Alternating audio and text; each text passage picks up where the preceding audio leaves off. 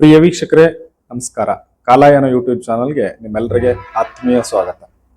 ನಿಮ್ಮೆಲ್ಲರಿಗೆ ಗೊತ್ತಿರುವಂತೆ ಸ್ಥಳೀಯಾಡಳಿತಗಳಿಗೆ ಅಂದರೆ ನಗರದಲ್ಲಿ ಪಟ್ಟಣ ಪಂಚಾಯಿತಿ, ನಗರಸಭೆ, ಮಹಾನಗರ ಪಾಲಿಕೆ ಹೇಗೋ ಹಾಗೆ ನಮ್ಮ ಗ್ರಾಮೀಣ ಭಾಗದಲ್ಲಿ ಗ್ರಾಮ ಪಂಚಾಯಿತಿಗಳು ಅಂತ ನಾವೇನು ಸ್ಥಳೀಯಾಡಳಿತ ಅಂತ ಕರಿತೀವಿ, ಇವುಗಳಿಗೆ ತನ್ನ ವ್ಯಾಪ್ತಿಯ ಜನಸಮುದಾಯದ ಜೀವನದ ಗುಣಮಟ್ಟವನ್ನು ಉತ್ತಮಪಡಿಸುವಂತಹ ಮಹತ್ತರ ಜವಾಬ್ದಾರಿ ಇದೆ. ಅದರಲ್ಲೂ ವಿಶೇಷವಾಗಿ ಪರಿಶಿಷ್ಟ ಜಾತಿ ಮತ್ತು ಪರಿಶಿಷ್ಟ ಪಂಗಡದ ಜನಸಮುದಾಯಕ್ಕೆ ಹಲವಾರು ಕಾಯ್ದೆ, ಕಾನೂನು, ಕಾರ್ಯಕ್ರಮ, ಯೋಜನೆಗಳು ಅನುಷ್ಠಾನ ಆಗ್ತಾ ಇರೋದು ನಮ್ಮೆಲ್ಲರ ಗಮನದಲ್ಲಿದೆ. ಹಾಗಿದ್ರೆ ಈ ದಿನ ನಮ್ಮ ಗ್ರಾಮ ಪಂಚಾಯಿತಿಗಳಲ್ಲಿ ಪರಿಶಿಷ್ಟ ಜಾತಿ ಮತ್ತು ಪರಿಶಿಷ್ಟ ಪಂಗಡದ ಜನಸಮುದಾಯಕ್ಕೆ ಯಾವೆಲ್ಲ ಕಾರ್ಯಕ್ರಮಗಳನ್ನ ರೂಪಿಸಬಹುದು ಸಾಧ್ಯ ಇದೆ, ಹಾಗೂ ಎಷ್ಟು ಅನುದಾನವನ್ನ ಅವರಿಗೆ ವೆಚ್ಚ ಮಾಡಬೇಕು, ಅದಕ್ಕೆ ಆ ವೆಚ್ಚ ಮಾಡುವ ಅನುದಾನಕ್ಕೆ ಏನೆಲ್ಲ ಮಾರ್ಗಸೂಚಿಗಳನ್ನು ಅನುಸರಿಸಬೇಕು ಅನ್ನುವ ವಿಷಯವನ್ನ ನಾನು ಈ ವಿಡಿಯೋದಲ್ಲಿ ತಿಳಿಸ್ಕೊಡ್ಲಿದ್ದೇನೆ. ನೀವಿನ್ನೂ ಕೂಡ ನಮ್ಮ ಕಾಲಾಯನ ಯೂಟ್ಯೂಬ್ ಚಾನಲ್ಗೆ ಸಬ್ಸ್ಕ್ರೈಬ್ ಮಾಡ್ಕೊಂಡಿಲ್ಲ ಅಂದ್ರೆ ದಯವಿಟ್ಟು ಸಬ್ಸ್ಕ್ರೈಬ್ ಮಾಡಿ. ಈ ವಿಡಿಯೋ ಇಷ್ಟ ಆದರೆ ಲೈಕ್ ಮಾಡಿ, ಹಾಗೆ ಶೇರ್ ಮಾಡಿ. ಆತ್ಮೀಯರೇ, ಕರ್ನಾಟಕ ನಮ್ಮ ಇಡೀ ದೇಶವನ್ನ, ಭಾರತವನ್ನು ವಿಶೇಷವಾಗಿ ಹಳ್ಳಿಗಳ ನಾಡು ಅಥವಾ ಗ್ರಾಮಗಳ ದೇಶ ಅಂತ ನಾವು ಕರಿತೀವಿ. ಈ ಗ್ರಾಮಗಳ ಆಡಳಿತ, ಇಲ್ಲಿನ ಜನರ ಜೀವನದ ಯೋಗಕ್ಷೇಮ, ಅವರ ಬೆಳವಣಿಗೆ, ಅವರ ರಕ್ಷಣೆ, ಹೀಗೆ ಇದೆಲ್ಲದರ ಮೇಲೆ ಕೆಲಸ ಮಾಡಲಿಕ್ಕೆ ಸ್ಥಳೀಯ ಆಡಳಿತಗಳಿದ್ದಾವೆ. ಜಿಲ್ಲಾ ಪಂಚಾಯತಿ, ತಾಲೂಕ್ ಪಂಚಾಯತಿ, ಹಾಗೆ ಗ್ರಾಮ ಪಂಚಾಯತಿಗಳು. ಅದರಲ್ಲೂ ವಿಶೇಷವಾಗಿ ಗ್ರಾಮ ಪಂಚಾಯತಿಗಳು ನಮ್ಮ ಹತ್ತಿರದ ಸರ್ಕಾರಗಳು.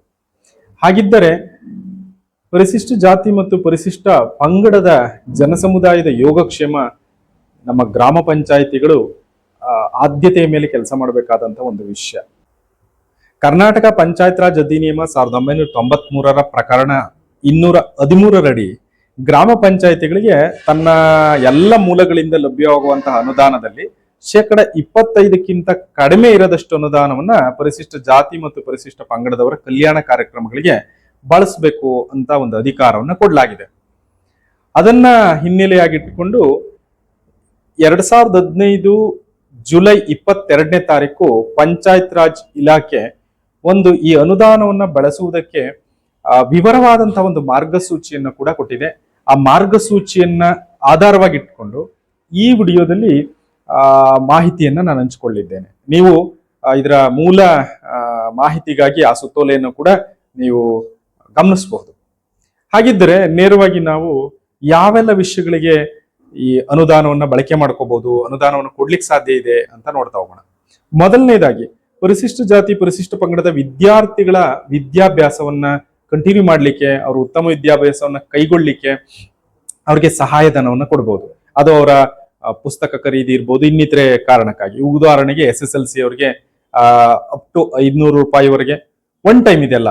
PUC ಅವರಿಗೆ 750, ಪದವಿಯವರಿಗೆ 1000, ಸ್ನಾತಕೋತ್ತರ ಪದವಿ ಅಥವಾ ವೃತ್ತಿಪರ ಶಿಕ್ಷಣ ಪಡೀತಾ ಇದ್ರೆ 1500 ವಾರ್ಷಿಕ ಒಮ್ಮೆ ಇದನ್ನ ಅನುದಾನವನ್ನು ಪಂಚಾಯತಿಯವರು ಕೊಡ್ಲಿಕ್ಕೆ ಸಾಧ್ಯತೆ ಇದೆ. ಎರಡನೇದು, ಪರಿಶಿಷ್ಟ ಜಾತಿ ಪರಿಶಿಷ್ಟ ಪಂಗಡದ ವಿದ್ಯಾರ್ಥಿಗಳು ಅವ್ರಿಗೆ ತುಂಬಾ ಚೆನ್ನಾಗಿ ಅವರು ವಿದ್ಯಾಭ್ಯಾಸ ಮಾಡಿ 80%ಕ್ಕಿಂತ ಹೆಚ್ಚಿನ ಅಂಕವನ್ನ ಪಡೆದಿದ್ರೆ ಅಂತ ಮೆರಿಟ್ ಇರುವಂತ ಸ್ಟೂಡೆಂಟ್ಸ್ಗೆ SSLC ಪರೀಕ್ಷೆಯಲ್ಲೇ 80% ಕ್ರಾಸ್ ಮಾಡಿದ್ರೆ ಅವ್ರಿಗೆ 500 ರೂಪಾಯಿ, PUC ಅವ್ರಿಗೆ 750 ರೂಪಾಯಿ, ಪದವಿ ವಿದ್ಯಾಭ್ಯಾಸ ಮಾಡ್ತಾ ಇದ್ರೆ 1000 ರೂಪಾಯಿ, ಹಾಗೆ ಉನ್ನತ ಪದವಿ ಅಥವಾ ವೃತ್ತಿಪರ ಶಿಕ್ಷಣಕ್ಕೆ ಹೋಗಿದ್ರೆ 1500 ರೂಪಾಯಿ ವಾರ್ಷಿಕ ಒಮ್ಮೆ ಕೊಡಬಹುದಾದಂತ ಅನುದಾನ ಇದೆ. ಅದೇ ರೀತಿ ಈ ಒಂದು ಸಮುದಾಯದ ವಿದ್ಯಾರ್ಥಿಗಳು ತಮ್ಮ ಶೈಕ್ಷಣಿಕ ವಿಚಾರ ಅಷ್ಟೇ ಅಲ್ಲದೆ ಅವರು ಪಠ್ಯೇತರ ಸಾಧನೆ ಮಾಡಿದ್ರೆ, ಸಾಂಸ್ಕೃತಿಕ, ಕ್ರೀಡೆ, ಈ ತರದ್ದು ಎಲ್ಲಾದ್ರೂ ರಾಜ್ಯ ಮತ್ತು ರಾಷ್ಟ್ರ ಮಟ್ಟಕ್ಕೆ ಆಯ್ಕೆಯಾಗಿ ಸ್ಪರ್ಧೆಯಲ್ಲಿ ಭಾಗವಹಿಸುವಂತದ್ದಿದ್ರೆ ಅಲ್ಲಿಗೆ ಹೋಗುವುದಕ್ಕೆ ಅವ್ರಿಗೆ ಪ್ರಯಾಣ ಭತ್ಯೆಯನ್ನು ಕೊಡೋದಕ್ಕೆ ಕೂಡ ಅವಕಾಶ ಇದೆ. ಅಂದ್ರೆ KSRTC ನಲ್ಲಿ ಅವ್ರಿಗೆ ಸಾಮಾನ್ಯ ದರವನ್ನ ಮತ್ತು ರೈಲು ಪ್ರಯಾಣ ಮಾಡೋ ಹಾಗಿದ್ರೆ ಒಂದು ಸಾಮಾನ್ಯ ದರ್ಜೆ ರೈಲು ಪ್ರಯಾಣದ ಒಂದು ಚಾರ್ಜಸ್ ಏನ್ ಖರ್ಚಾಗುತ್ತೆ ಅದನ್ನ ಕೊಡ್ಲಿಕ್ಕೆ ಅವಕಾಶ ಇದೆ ಈ ಅನುದಾನದಲ್ಲಿ. ಅದೇ ರೀತಿ ಈ ಸಮುದಾಯದ ಯಾವ ಅಭ್ಯರ್ಥಿಗಳು ಒಂದು ಕಾನೂನು ಪದವಿಯನ್ನ ಮುಕ್ತಾಯ ಮಾಡಿದ್ರೆ ಅಂತ ವಕೀಲರಿಗೆ ಒಮ್ಮೆ ಮಾತ್ರ ಅವರಿಗೆ ಒಂದು ಪುಸ್ತಕವನ್ನು ಕೊಂಡ್ಕೊಳ್ಳಿಕ್ಕೋ ಅಥವಾ ರಿಜಿಸ್ಟ್ರೇಷನ್ ಮಾಡ್ಕೊಳ್ಳೋದಕ್ಕೆ ಅಪ್ ಟು ಗರಿಷ್ಠ 5000 ರೂಪಾಯಿವರೆಗೂ ಸಹಾಯಧನವನ್ನು ಕೊಡ್ಲಿಕ್ಕೆ ಅವಕಾಶ ಇದೆ. ಜೊತೆನಲ್ಲೇ ಪರಿಶಿಷ್ಟ ಜಾತಿ ಪರಿಶಿಷ್ಟ ಪಂಗಡದ ಅಭ್ಯರ್ಥಿಗಳು ಕಾಂಪಿಟೇಟಿವ್ ಎಕ್ಸಾಮ್ಸ್ಗೆ ಪ್ರಿಪೇರ್ ಆಗ್ಲಿಕ್ಕೆ, ಅದರ ಪರೀಕ್ಷೆಗೆ ಪೂರ್ವ ಸಿದ್ಧತಾ ಪರೀಕ್ಷೆಗಳನ್ನ ಬರೀಲಿಕ್ಕೆ ಹೋಗುವಂತಹ ತರಬೇತಿ ಪಡೆಯೋದಕ್ಕೆ ಬೇಕಾದಂತಹ ಈ ಪ್ರಯಾಣ ಭತ್ಯೆ ಕೂಡ ಅಪ್ ಟು ಗರಿಷ್ಠ 5,000ವರೆಗೂ ಅಂತ ಅಭ್ಯರ್ಥಿಗಳು ನಿಮ್ಮ ಪಂಚಾಯತಿ ವ್ಯಾಪ್ತಿಲಿದ್ರೆ, ಹೋಗುವಂತ ಪ್ರತಿಭಾನ್ವಿತರಿದ್ರೆ ಕೊಡ್ಲಿಕ್ಕೆ ಅವಕಾಶ ಇದೆ. ಅದೇ ರೀತಿ ದೃಷ್ಟಿದೋಷದಿಂದ ಯಾರಾದ್ರೂ ಬಳಲ್ತಾ ಇದ್ದು ಅವ್ರಿಗೆ ಅದ್ರ ಚಿಕಿತ್ಸೆ ಪಡ್ಕೊಳ್ಳಿಕ್ಕೆ, ಅದ್ರ ಕನ್ನಡಕ ತಗೊಳ್ಳಿಕ್ಕೆ ಗರಿಷ್ಠ 5,000ವರೆಗೂ ಅವ್ರಿಗೆ ಸಹಾಯಧನ ಕೊಡ್ಲಿಕ್ಕೆ ಅವಕಾಶ ಇದೆ. ಹಾಗೇನೆ ಪಾರ್ಶ್ವವಾಯು ಅಥವಾ ಇನ್ನಿತರ ದೈಹಿಕ ಸಮಸ್ಯೆಗಳನ್ನು ಹೊಂದಿ ಅವ್ರಿಗೆ ನಡೆದಾಡೋದು ಕಷ್ಟ ಆಗ್ತಾ ಇದ್ರೆ ಅಡಲ್ಟ್ ವಾಕರ್ ತಗೊಳ್ಳೋದಕ್ಕೆ ಅಪ್ ಟು 5,000ವರೆಗೂ ಅವ್ರಿಗೆ ಸಹಾಯಧನ ಕೊಡ್ಲಿಕ್ಕೆ ಅವಕಾಶ ಇದೆ. ಅದೇ ರೀತಿ ಅಂಗಾಂಗ ಸಮಸ್ಯೆಗಳು ಅಂದ್ರೆ ಅಂಗಾಂಗ ಊನಾಗಿದ್ದು ಕೃತಕ ಅಂಗ ಜೋಡಣೆ ಮಾಡಿಸ್ಕೊಳ್ಳುವಂತಹ ಅವಕಾಶ ಅಂದ್ರೆ ಆ ತರದೊಂದು ಅಗತ್ಯ ಇದೆ ಅಂತ ಯಾವ್ದಾದ್ರು ವ್ಯಕ್ತಿಗಳಿಗೆ ಕಂಡು ಬಂದ್ರೆ ಅಪ್ ಟು 5,000ವರೆಗೂ ಅದಕ್ಕೂ ಕೂಡ ಸಹಾಯಧನ ಕೊಡ್ಲಿಕ್ಕೆ ಅವಕಾಶ ಇದೆ. ಜೊತೆನಲ್ಲಿ ದೀರ್ಘಕಾಲಿಕ ಮತ್ತು ಮಾರಣಾಂತಿಕ ಕಾಯಿಲೆಗಳಿಂದ ಬಳಲ್ತಾ ಇದ್ದು ಅವ್ರಿಗೆ ತುಂಬಾ ಸಂಕಷ್ಟದಲ್ಲಿದ್ದಾರೆ ಅಂತಂದ್ರೆ ಒಮ್ಮೆ ಅವ್ರಿಗೆ ವರ್ಷದಲ್ಲಿ ಒಮ್ಮೆ ಅವ್ರಿಗೆ 5,000 ರೂಪಾಯಿಗಳ ಸಹಾಯಧನವನ್ನು ಅಲ್ಲೂ ಕೂಡ ಕೊಡಕ್ಕೆ ಅವಕಾಶ ಇದೆ. ಅದೇ ರೀತಿ ಕೆಲವು ಕರಕುಶಲ ವಸ್ತುಗಳನ್ನ ಮಾಡುವಂಥದ್ದು ಇರ್ಬೋದು, ಬುಟ್ಟಿ ಎಣಿಯುವಂಥದ್ದು, ಈ ತರದ ಹಲವು ರೀತಿಯ ಸ್ವಯಂ ಉದ್ಯೋಗಗಳನ್ನ ಏನಾದ್ರೂ ಕೈಗೊಂಡ್ರೆ ಅದಕ್ಕೆ ಬೇಕಾಗುವಂತಹ ಸಾಮಗ್ರಿಗಳನ್ನ ತಗೊಳ್ಳಿಕ್ಕೆ, ಆ ಪೆಟ್ಟಿಗೆಯನ್ನ ಹಾಕೊಳ್ಳಿಕ್ಕೆ, ಈ ತರದ್ದು ಸಣ್ಣ ಪುಟ್ಟ ಅವ್ರ ಖರ್ಚು ವೆಚ್ಚಗಳನ್ನು ಮಾಡ್ಲಿಕ್ಕೆ 5,000 ರೂಪಾಯಿ ಸಹಾಯಧನವನ್ನ ಒಮ್ಮೆ ಅವರಿಗೆ ಕೊಡಕ್ಕೆ ಅವಕಾಶ ಇದೆ. ಅದೇ ರೀತಿ ಒಂದು ಸ್ವಯಂ ಉದ್ಯೋಗ ಪ್ರಾರಂಭ ಮಾಡೋದಕ್ಕೆ ಅವ್ರು ಲೋನ್ ಅಪ್ಲೈ ಮಾಡಿದ್ರೆ ಲೋನ್ ಬಂದ ಮೇಲೆ ಆ ಮ್ಯಾಚಿಂಗ್ ಗ್ರಾಂಟ್ ಆಗಿ ಕೂಡ ಒಂದು 5,000 ರೂಪಾಯಿ ಇದಕ್ಕೆ ಸಪೋರ್ಟ್ ಮಾಡ್ಬೋದು. ಯಾವ್ದಾದ್ರು ಸಂಘ ಸಂಸ್ಥೆಗಳು ಇವ್ರು ಮಾಡಿದ ಈ ಕರಕುಶಲ ವಸ್ತುಗಳನ್ನ ಮಾರಾಟ ಮಾಡುವಂತ ಪ್ರದರ್ಶನವನ್ನು ಏರ್ಪಡಿಸಿದ್ರೆ ಅಂತ ಸಂಸ್ಥೆಗೆ ಕೂಡ ಒಂದು 5,000 ರೂಪಾಯಿ ಸಹಾಯಧನವನ್ನ ಕೊಡ್ಲಿಕ್ಕೆ ಅವಕಾಶ ಇದೆ.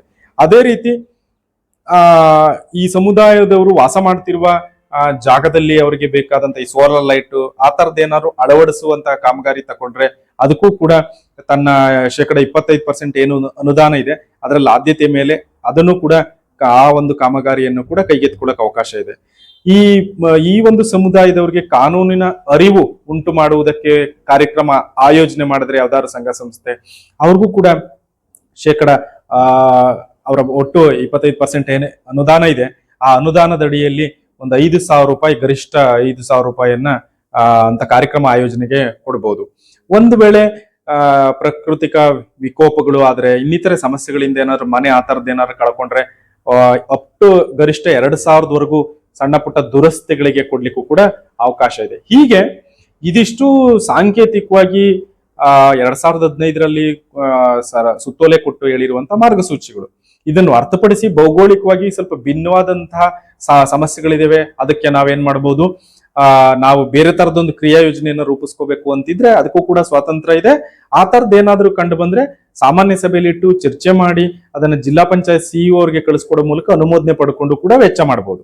ಒಟ್ಟಾರೆ ಈ ತರದ್ ಯಾವುದೇ ರೀತಿಯಾದಂತಹ ಅನುದಾನವನ್ನು ಕೊಡ್ಬೇಕಾದ್ರೆ ಈ ಎಲ್ಲಾ ಪ್ರಯಾರಿಟೀಸ್ ಜೊತೆ ತಮ್ಮ ಸಾಮಾನ್ಯ ಸಭೆಯಲ್ಲಿ ಇಟ್ಟು ಅನುಮೋದನೆಯನ್ನು ಪಡ್ಕೊಂಡು ಸಂಬಂಧಪಟ್ಟಂತ ಫಲಾನುಭವಿಯವರಿಗೆ ಈ ಸಹಾಯಧನವನ್ನು ಕೊಡಬಹುದಾಗಿರುತ್ತೆ. ಆದ್ರೆ ಈ ಧಾರ್ಮಿಕ ಕಾರ್ಯಕ್ರಮಗಳು ಈ ತರದ ಯಾವುದೇ ಕಾರ್ಯಕ್ರಮಗಳಿಗೆ ಈ ಹಣವನ್ನ ಬಳಸೋಂಗಿಲ್ಲ ಅನ್ನೊಂದು ಒಂದು ಷರತ್ತು ಕೂಡ ಇದೆ.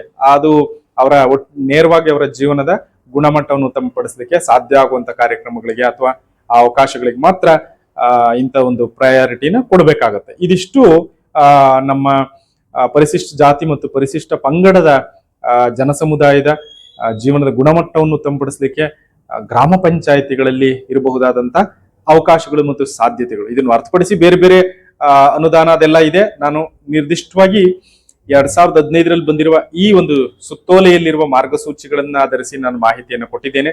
ಹೆಚ್ಚಿನ ಮಾಹಿತಿಗೆ ನೀವು ನಿಮ್ಮ ಗ್ರಾಮ ಪಂಚಾಯಿತಿಯ ಪಂಚಾಯತ್ ಅಭಿವೃದ್ಧಿ ಅಧಿಕಾರಿಗಳನ್ನ ಸಂಪರ್ಕ ಮಾಡಿ ಈ ಒಂದು ಮಾಹಿತಿಯನ್ನ ನಿಮ್ಮ ಸಮುದಾಯದಲ್ಲಿ ಹಂಚ್ಕೊಳ್ಳಿ. ಈ ಅನುದಾನ ಸದ್ಬಳಕೆ ಆಗುವಂತೆ ನಾವೆಲ್ಲರೂ ಜೊತೆಗೂಡಿ ಕೆಲಸ ಮಾಡೋಣ ಮತ್ತು ಆ ಜನರ ಒಂದು ಉತ್ತಮ ಗುಣಮಟ್ಟ ರೂಪಿಸ್ಕೊಳ್ಳೋದ್ರಲ್ಲಿ ನಾವೆಲ್ಲರೂ ಸಹಕಾರ ಮಾಡೋಣ ಅಂತ ಹೇಳ್ತಾ, ಈ ಮಾಹಿತಿ ನಿಮ್ಗೆ ಇಷ್ಟ ಆಗಿದ್ರೆ ದಯವಿಟ್ಟು ಲೈಕ್ ಮಾಡಿ, ಹಾಗೆ ಸಬ್ಸ್ಕ್ರೈಬ್ ಮಾಡಿ ಮತ್ತು ಶೇರ್ ಮಾಡಿ. ಧನ್ಯವಾದಗಳು.